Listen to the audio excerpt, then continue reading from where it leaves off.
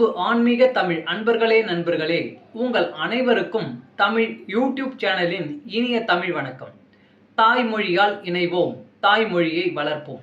வாழ்க தமிழ், வளர்க தமிழ். நமது சேனல் ஆன்மீக பதிவில் 12ஆம் நூற்றாண்டில் சேக்கிழார் அருளிய 12ஆம் திருமுறை சைவ காப்பியமுமான பெரிய புராணம் என்ற திருத்தொண்டர் புராணம் என்னும் நூலில் உள்ள அனைத்து பாடல்களையும் பரம்பொருளான சிவபெருமானின் அருளாசியுடன் ஒவ்வொரு பாடலையும் தெளிவான மற்றும் இயல்பான விளக்கத்துடன் அளித்து வருகிறோம். நாங்கள் அளித்து வரும் இந்த பெரிய புராணம் என்ற திருத்தொண்டர் புராணம் பதிவினை கேட்டு அதன் இனிமை உணர்ந்து அகிலம் காக்கும் இறைவனின் அருளாசியை பெற்று இறைபயன் அடையுமாறும், மேலும் இந்த பதிவிற்கு லைக் மற்றும் ஷேர் செய்தும், அது மட்டும் அல்லாமல் இதுவரை இந்த சேனலுக்கு நீங்கள் சப்ஸ்கிரைப் செய்யவில்லை என்றால் சப்ஸ்கிரைப் செய்து பெல் பட்டனையும் அழுத்தி ஆதரவு அளிக்கவும் அன்புடன் கேட்டுக்கொண்டு இப்பதிவினை தொடர்கிறேன். வாருங்கள், ஆன்மீக பதிவில் சேக்கிழாரின் 12ஆம் திருமுறையான பெரிய புராணம் என்ற திருத்தொண்டர் புராணம் பாடல்களை தெளிவான விளக்கமுடன் அறிவோம், அறிந்து தெளிவோம், தெளிந்து இறைபயன் அடைவோம்.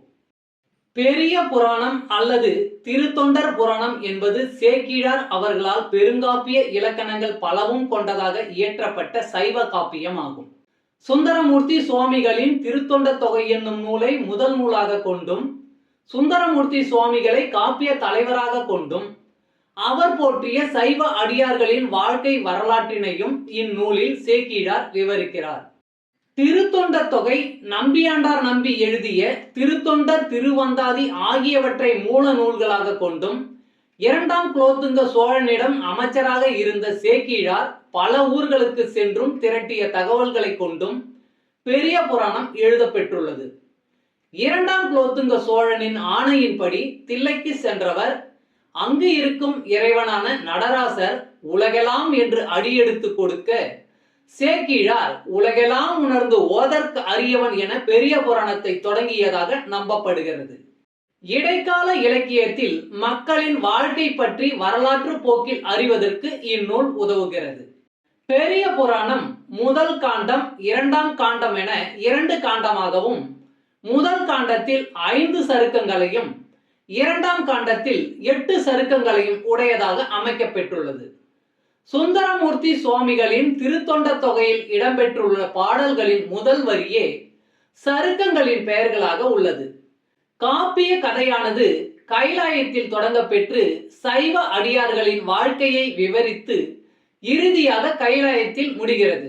முதற் காண்டத்தில் திருமலை சருக்கம், தில்லைவாழ் அந்தணர் சருக்கம், இலைமலிந்த சருக்கம், மும்மையால் உலகாண்ட சருக்கம், திருநின்ற சருக்கம் என்ற 5 சருக்கங்களும், 2ஆம் காண்டத்தில் வம்பரா வரிகண்டு சருக்கம், வார்கொண்ட வனமுலையால் சருக்கம், பொய்யடிமை இல்லாத புலவர் சருக்கம், கரைக்கண்டன் சருக்கம், கடல் சூழ்ந்த சருக்கம், பத்தராய் பணிவார் சருக்கம், மன்னிய சீர் சருக்கம், வெள்ளானை சருக்கம் என்னும் 8 சருக்கங்களும் அமைந்துள்ளன.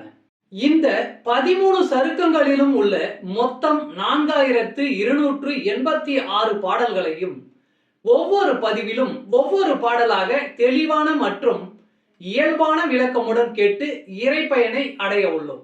சைவ சமய திருமுறைகளில் 12ஆம் திருமுறையான திரு சேக்கிழார் பெருமான் அருளிய திருத்தொண்டர் புராணம் என்ற பெரிய புராணம் முதற் காண்டம் திருமலை சருக்கம்.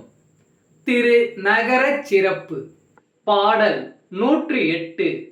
அம்புநிற்றாவின் கன்றோர் அபயத்தின் ஊடு போகிச் செம்பொன்னின் தேர்கால் மீது விசையினால் செல்லப்பட்டே உம்பரின் அடைய கண்டங்கு உருகு தாய் அலமன் தோடி வெம்பிடும் அலரும் சோறும் மெய் நடுக்குற்று வீழும்.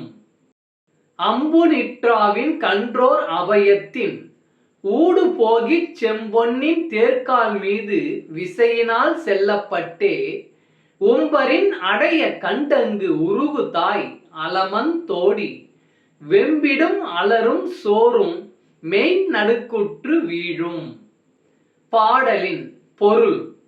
அந்த கன்றுக்குட்டி விரைந்து செல்லும் தேர் சக்கரத்தில் பட்டு இறந்து போயிற்று. அதனைக் கண்டு அதன் தாய்ப்பசு நெஞ்சுருகியது. ஓம் நம சிவாய. திருச்சிற்றம்பலம். அன்பு ஆன்மீக தமிழ் அன்பர்களே, நண்பர்களே, இவ்வீடியோ பதிவினை கேட்டு இன்புற்று ஆதரவு அளித்த அனைத்து தமிழ் உள்ளங்களுக்கும் எங்கள் உள்ளம் கனிந்த நன்றி. மேலும் இப்பதிவு உங்களுக்கு பிடித்திருந்தால் லைக் மற்றும் ஷேர் செய்தும், இதுவரை இந்த சேனலுக்கு நீங்கள் சப்ஸ்கிரைப் செய்யவில்லை என்றால் சப்ஸ்கிரைப் செய்து பெல் பட்டனையும் அழுத்தி ஆதரவு அளிக்கவும் அன்புடன் கேட்டுக்கொள்கிறோம். மிக்க நன்றி.